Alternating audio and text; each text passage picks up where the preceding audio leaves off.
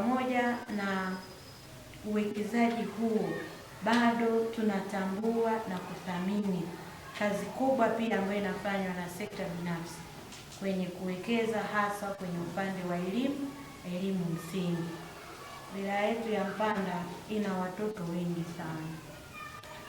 Ni jambo jema kwa sababu pia hata unapofanya sensa ukakuta una watoto 50% na kuendelea, inaonyesha pia uhai wa taifa.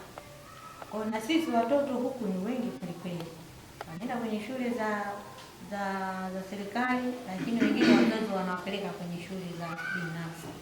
Sasa maana yake, Mheshimiwa Mwenyekiti, hizi shule za binafsi zisingekuwepo Mpanda, hali ingekuwa ni tete nafikiri, kwa sababu nakuja kwenye binafsi wana watoto.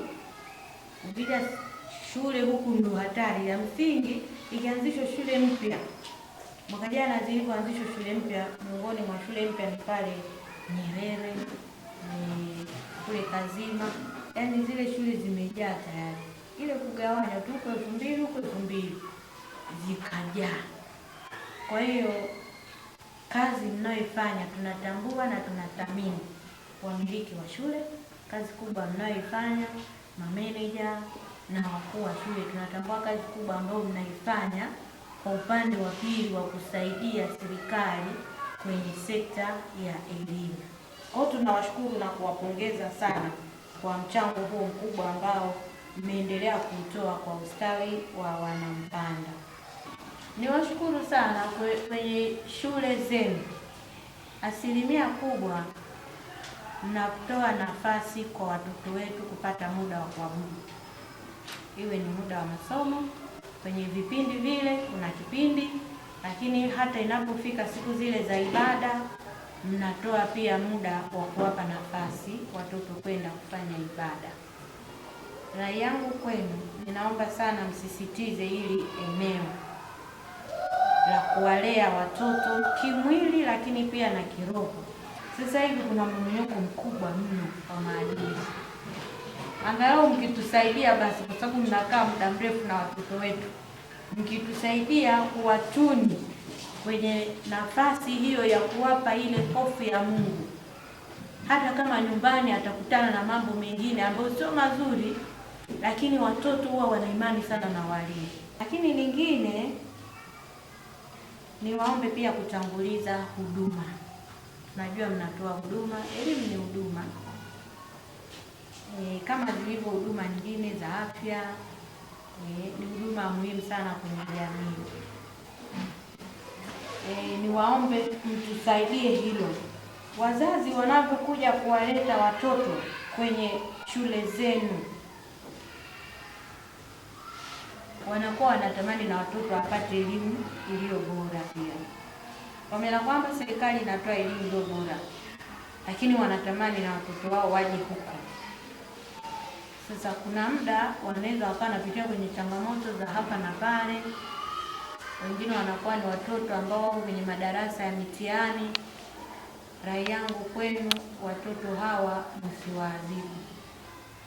Wengine wanakutana na changamoto mbalimbali, wapo wanaofiwa, wapo wanaokutana na changamoto za migogoro ya kifamilia. Kwa hiyo niwaombe sana, mnapoona pia kuna changamoto za namna kama hiyo, mjaribu pia kuzungumza na watoto. Wanaweza wakawasaidia upande wa pili ili watoto wasiathirike. Kwenye mabweni yetu pia kuna watoto wanalala kwenye mabweni. Natambua mna mapatroni, mna mamatroni wako huko, kwa sababu tulifanya ukaguzi tukakuta wako. Sasa hawa pia watusaidie sana, mapatroni na mamatroni, mwe mnawafuatilia pia. Mjue watoto wetu kule mabwenini kama wale matroni na patroni anafanya kazi ambayo mmekusudia. Naweza mkauliza watoto wenu kadiri mtakavyoona, mfanye sample ni ya namna gani kujua kweli matroni na patroni wanafanya kazi inayotakiwa, wanakutana na changamoto gani wanapokuwa kule mabwenini, wawaambie. Kwa sababu hata watoto wanafanyana vitendo vya ukatili, wanalawitiana wenyewe kwa wenyewe, wanafanya vitu kama hivyo. Kwa hiyo mpate nafasi ya kuona ni kwa namna gani mtapata taarifa. Ukiacha yule ambaye unamwamini, umempa jukumu, wewe simamia hapo, mweke mfumo wa kupata pia taarifa kwa watoto, ndio wanakutana na changamoto gani, kwa sababu zipo changamoto ambazo watoto wetu wanakutana nazo wanapokuwa kwenye mabweni. Nyingine anaweza akaa anajua matron, nyingine anaweza akaa ajui, naye pia ni binadamu. Kwani anakesha anakesha amefungua macho usiku kucha? Kuna muda naye analala, na hii binadamu, sio mashine. Kwa hiyo huwezi kujua nini kinaendelea muda huu ambao kuna hali kama hiyo. Nitoe rai pia kwa elimu ambayo mnazitoa wamiliki wa shule, mnapokuwa mnaanzisha shule, basi mzingatie pia na mahitaji maalum. Kuna watoto wa namna hiyo ambao nao wanahitaji pia kupata elimu. Ile miundombinu ambayo mnaianzisha, rai yangu kwenu izingatie pia mahitaji ya watoto wenye mahitaji maalum. Shule 7.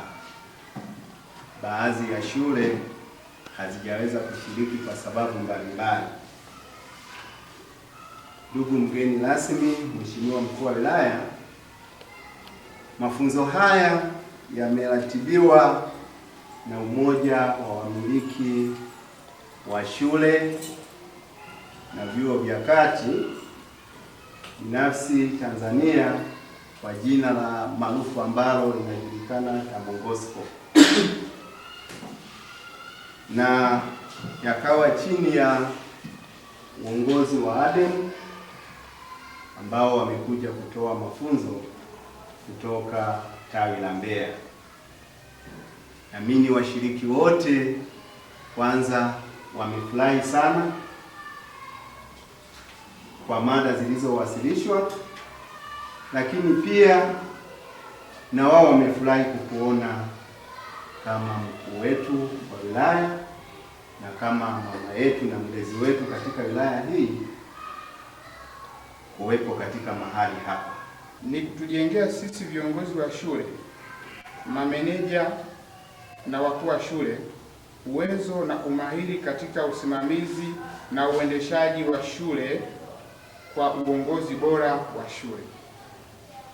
Ndugu mgeni rasmi, ili kufikia lengo kuu na malengo mahususi, wawezeshaji waliwasilisha mada zifuatazo: 1. Uongozi na usimamizi wa shule. 2. Mbinu za utawala bora. 3. Utekelezaji wa sera na nyaraka mbalimbali za elimu. 4. Uundaji wa mpango wa jumla wa maendeleo ya shule. 5. Utekelezaji wa mtaala ulioboreshwa. 6. Usimamizi wa ustawi na usalama wa wanafunzi. 7. Usimamizi wa rasilimali za shule. 8. Udhibiti ubora wa shule wa ndani. 9. Itifaki, maadili na namna bora ya kutoa huduma shuleni. 10. Usimamizi na ufuatiliaji wenye tija shuleni. Ndugu mgeni rasmi, idadi ya shule binafsi zilizoshiriki mafunzo haya ni shule 7 kati ya shule 14. Kupitia mafunzo haya, viongozi tulioshiriki tumepata mafanikio kama ifuatavyo: 1. Kupata umahiri katika usimamizi bora wa shule. 2. Umahiri katika uongozi bora wa shule. 3. Umahiri katika utawala bora wa shule. 4. Utekelezaji bora wa sera ya elimu na miongozo mbalimbali.